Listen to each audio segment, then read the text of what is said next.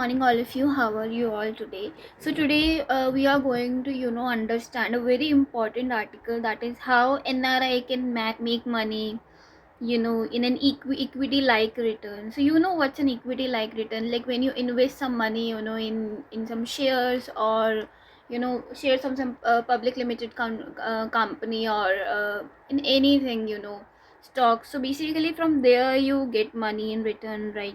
In a similar manner, now NRI can make the equity like return from bank deposit.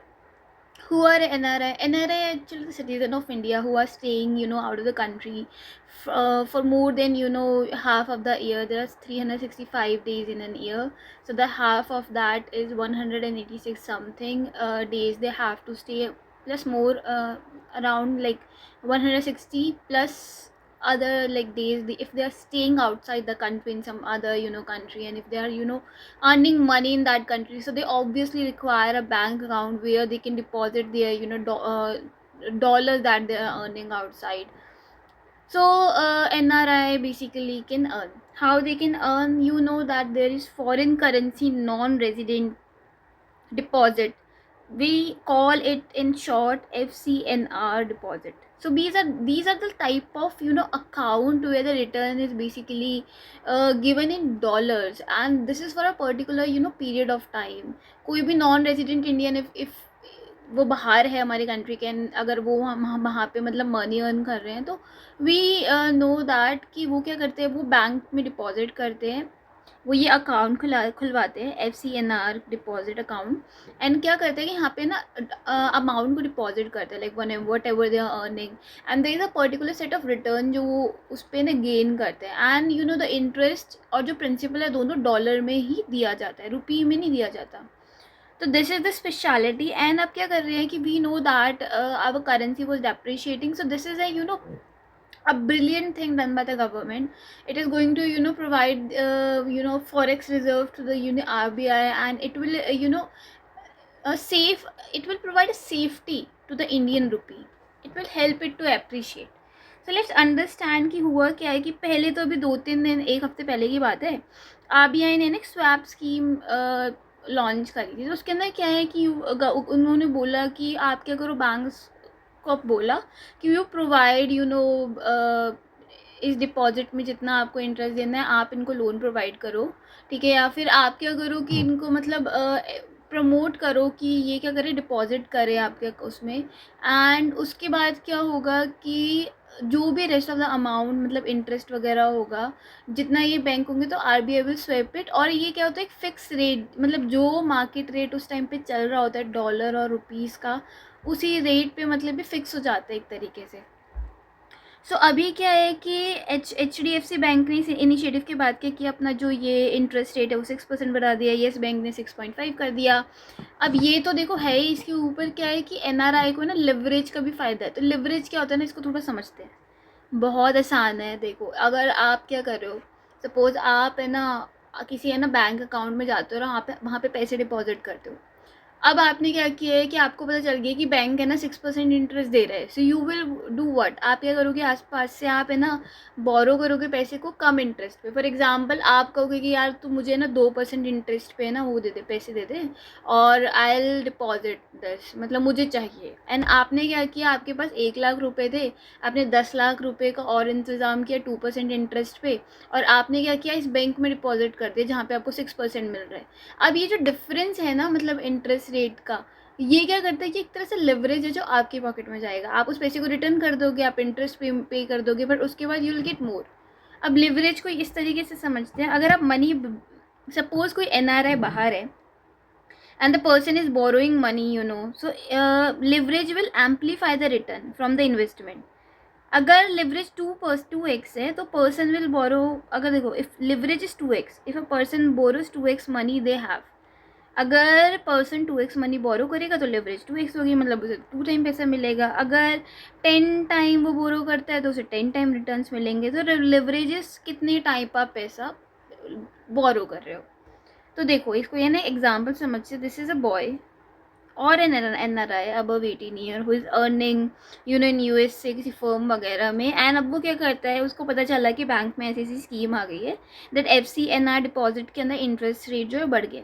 अब US bank में interest rate कम है, 4.5% है, तो वो क्या करेगा, he'll take loan of 10 million from the bank and is already have $1 billion, and the person will go and invest this $11 in the FCNRA deposit. तो अब क्या होगा कि फर्स्ट ईयर में द पर्सन विल गेट, देखो इतने उसको return interest मिलेगा, ओके, 60,000 का उसको फर्स्ट ईयर में रिटर्न मिला, जिसमें से उसने 450,000 US डॉलर्स को क्या कि रिटर्न कर दिया यूएस से बैंक में, जहाँ से उसने पैसा उधार लिया था, और नेट प्रॉफिट उसके पास इतना बचा, राइट। देखो, तो यहाँ से हमें क्या पता चला कि अब एनआरआई को दो फ़ायदे हैं।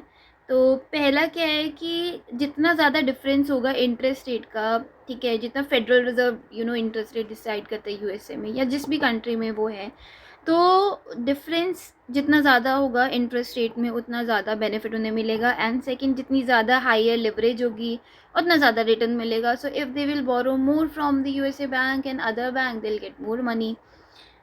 और ये क्या होगा, अभी स्वैप एग्रीमेंट में क्या है कि आरबीआई ने इंटरेस्ट रेट को भी फिक्स, मतलब जो हमारा एक्सचेंज रेट है रुपी और डॉलर का, it decrease and increase every day.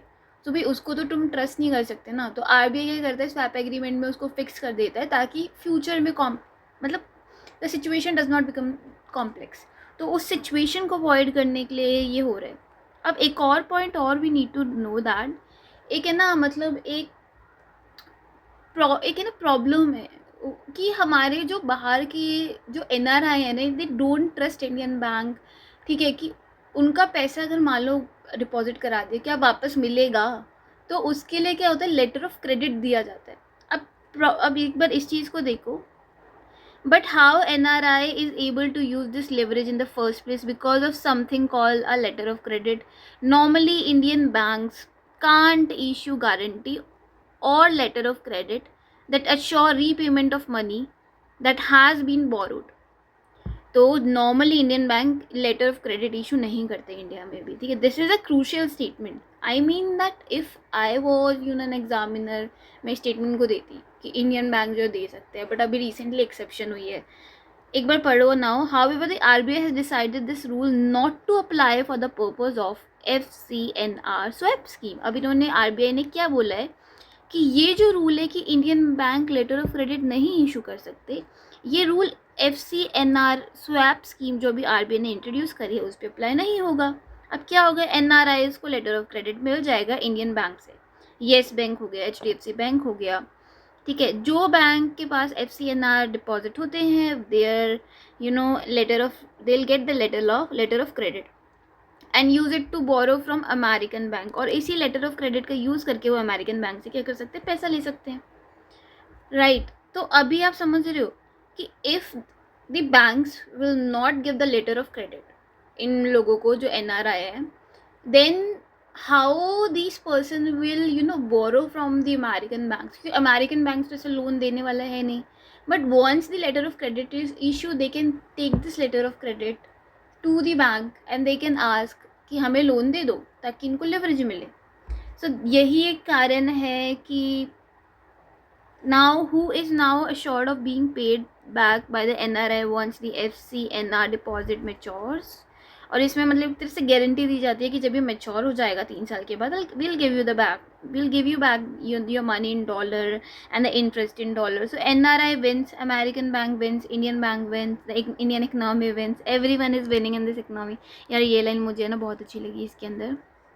I mean government ये कर रही है। और पता है अभी है ना, हमारी जो ये फॉरेन, हमारी जो इंडियन करेंसी है, वी नो कि डेप्रीशिएट हुई है।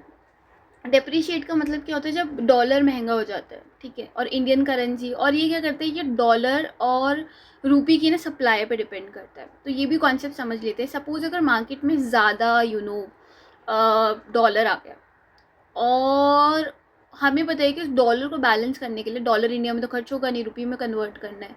So when the supply of dollar is more, तो इंडियन करेंसी अप्रिशिएट करेगी, क्योंकि डिमांड बढ़ेगी इंडियन करेंसी की। लोग क्या करेंगे, इंडियन करेंसी में उसको चेंज करेंगे, राइट। तो कहीं ना कहीं मतलब डॉलर कम महंगा हो जाएगा। लेकिन अगर डॉलर की सप्लाई कम हो गई है ना, तो क्या होगा कि हमारी करेंसी फिर अप्रिशिएट कर देगी, फिर डॉलर महंगा हो जाएगा, क्योंकि डॉलर की डिमांड बढ़ जाएगी। तो ये डिमांड एंड सप्लाई का गेम है जो करेंसी की एप्रिसिएशन और डेप्रिसिएशन में चलता है, है ना। तो यही चीज़ है जो हमारी करेंसी मतलब डिपेंड करती है। और अगर हम ये करेंसी स्वैप स्कीम को मतलब लेके आते हैं, FCNR करेंसी स्वैप एग्रीमेंट और ये डिपॉजिट अकाउंट लेके आते हैं, तो what will happen now, the supply of dollar will increase. देखो, लिवरेज बढ़ेगा, ज़्यादा पैसा डिपॉजिट होगा, ठीक है, RBI के पास ज़्यादा पैसा आएगा, हमारा फॉरेन एक्सचेंज बढ़ेगा, 3 साल तक हमें ये पैसा देना नहीं है क्योंकि मेचोरिटी पीरियड है, ठीक है, बीच बीच में लेते जाएंगे। बट पीपल क्या करेंगे, जब उन्हें दिख रहा है कि प्रॉफिट ज़्यादा है तो वो लेके नहीं जाएंगे। एक और चीज़ और इसके अंदर बताई थी, है ना, जो हम पिछली बार हम पढ़ चुके हैं। Just give me 1 minute. मैंने इसके ऊपर है ना एक और वीडियो बनाई थी पहले, मतलब शॉर्ट्स में, तो वहाँ पे जाके you can see this. 1 minute. देखो यहाँ पे ये है कि हमारी जो जो हमारी फॉरेन इन्वेस्टमेंट है ना इंडिया के अंदर, वो we know that was going out, and वो भी क्या करते हैं, हमारी कंट्री में डॉलर लेके आते हैं, जिससे डॉलर की सप्लाई बढ़ती है, एंड एज एन रिजल्ट हमारी करेंसी क्या करती है, एप्रिशिएट करती है। तो गवर्नमेंट ने क्या किया, पहले क्या होता था, इस पर कैपिटल गेन टैक्स लगता था, पर इस गवर्नमेंट ने कैपिटल टैक्स रिमूव कर दिया, विद होल्डिंग टैक्स को रिमूव कर दिया। मतलब जो इंटरेस्ट वो कमाते थे ना इंडिया में इन्वेस्ट करने के बाद, जैसे उन्होंने कुछ पैसा कमाया, इन्वेस्टमेंट करी, पैसा कमाया, तो सपोज उन्होंने 1 लाख रुपए इन्वेस्ट करे थे, उन्होंने 20,000 कुछ रुपए कमाए, ठीक है, एग्जाम्पल के लिए ले रहे हैं हम इसको, बस 20,000 रुपये कमाए, तो उस इंटरेस्ट पे भी जो उन्होंने 20,000 कमाए उस पर भी उन्हें विद होल्डिंग टैक्स देना पड़ता था। तो एक तो कैपिटल टैक्स हटा दिया, पहले लगता था 12.5% लॉन्ग टर्म उस पर इन्वेस्टमेंट पे, और 30% लगता था शॉर्ट टर्म पे, ये, और विद होल्डिंग हमारा लगता है 20%। तो अब क्या है कि हमारे देश में हमने ना FFI को भी प्रमोट किया, फॉरेन इंस्टीट्यूशनल इन्वेस्टर्स को, कि वो इंडिया में आए और इन्वेस्ट करें। तो this is all about how NRI can earn from these accounts. That's all. Thank you so much for your time, and do like, subscribe, and share this video with your friends or NRI, so that they can understand that how they can earn money and how they can earn and contribute the Indian economy, because this is a win-win situation for all of us.